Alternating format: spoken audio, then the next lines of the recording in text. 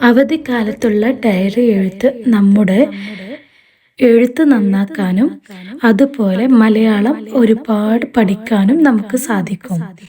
ഇന്ന് നമ്മൾ എഴുതാൻ പോകുന്ന ഡയറി വൃദ്ധസദനം സന്ദർശിച്ചപ്പോൾ നമുക്കുണ്ടായ അനുഭവത്തെക്കുറിച്ചാണ് നമ്മൾ ഇന്ന് എഴുതാൻ പോകുന്നത്. അപ്പോൾ നമ്മൾ ഡയറി എഴുതുന്നതിന് മുമ്പ് റൈറ്റ് സൈഡിൽ നമ്മൾ ഡേറ്റും വർഷവും കൊടുക്കുന്നു. താഴെയായിട്ട് നമ്മൾ ദിവസവും അടയാളപ്പെടുത്തുന്നു. 3/4/2025 വ്യാഴം എന്ന് കൊടുക്കുന്നു. ഇന്നത്തെ ഒരു ദിവസം എനിക്ക് ഒരിക്കലും മറക്കാൻ പറ്റാത്ത ഒരു ദിവസമാണ്. വൃദ്ധാലയത്തിലേക്ക് ഞങ്ങൾ നടന്നപ്പോൾ താമസക്കാരുടെ ഊഷ്മളമായ പുഞ്ചിരി ഞങ്ങളെ സ്വാഗതം ചെയ്തു. അവരുമായി സംസാരിച്ചും അവരുടെ കഥകൾ കേട്ടും ചിരി പങ്കിട്ടും ഞങ്ങൾ സമയം ചെലവഴിച്ചു.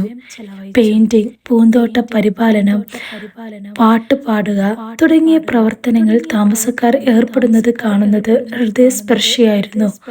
അവരുടെ സർഗാത്മകതയും അഭിനിവേശവും പ്രകടിപ്പിച്ചു. എന്നെ ഏറ്റവും ആകർഷിച്ച സംഭവം ചില താമസക്കാർ നേരിടുന്ന ഏകാന്തതയും ഒറ്റപ്പെടലുമാണ്. അവരിൽ പലർക്കും കുടുംബങ്ങളിൽ നിന്നോ സുഹൃത്തുക്കളിൽ നിന്നോ പതിവായി സന്ദർശനങ്ങൾ ലഭിക്കുന്നില്ല. അവർ ബന്ധനത്തിനായി കൊതിക്കുന്നത് കാണുന്നത് ഹൃദയഭേദകമാണ്. ഇങ്ങനെയൊക്കെയാണെങ്കിലും അവർ ശുഭാപ്തി വിശ്വാസികളാണ്. അവരുടെ അനുഭവങ്ങളും ജ്ഞാനവും പങ്കിടാൻ ആകാംക്ഷയോടെ കാത്തിരുന്നു. അവരുടെ പ്രതിരോധ ശേഷിയും പോസിറ്റീവും ജീവിതത്തിൽ ലളിതമായ സന്തോഷങ്ങളെ വിലമതിക്കാനും പ്രിയപ്പെട്ടവരുമായി സമയം വിലമതിക്കാനും എന്നെ പ്രേരിപ്പിച്ചു. സഹാനുഭൂതി, അനുകമ്പ, കൃതജ്ഞത എന്നിവയെക്കുറിച്ചുള്ള വിലപ്പെട്ട പാഠങ്ങൾ ഈ സന്ദർശനം എനിക്ക് പഠിപ്പിച്ചു. മനുഷ്യബന്ധത്തിന്റെ പ്രാധാന്യവും അത് ഒരാളുടെ ജീവിതത്തിൽ ചെലുത്തുന്ന സ്വാധീനവും ഞാൻ മനസ്സിലാക്കി. ഈ അത്ഭുത വ്യക്തികളുമായി സംസാരിക്കാൻ അവസരം ലഭിച്ചതിന് ഞാൻ നന്ദിയുള്ളവനായി തോന്നി.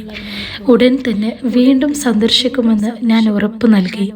ബന്ധങ്ങൾക്ക് മുൻഗണന നൽകാനും ജീവിത നിമിഷങ്ങൾ വിലമതിക്കാനും എന്നെ ഓർമ്മിപ്പിച്ചുകൊണ്ട് ആ അനുഭവം എൻ്റെ ഹൃദയത്തിൽ ഒരു മാഴാത്ത മുദ്ര പതിപ്പിച്ചു.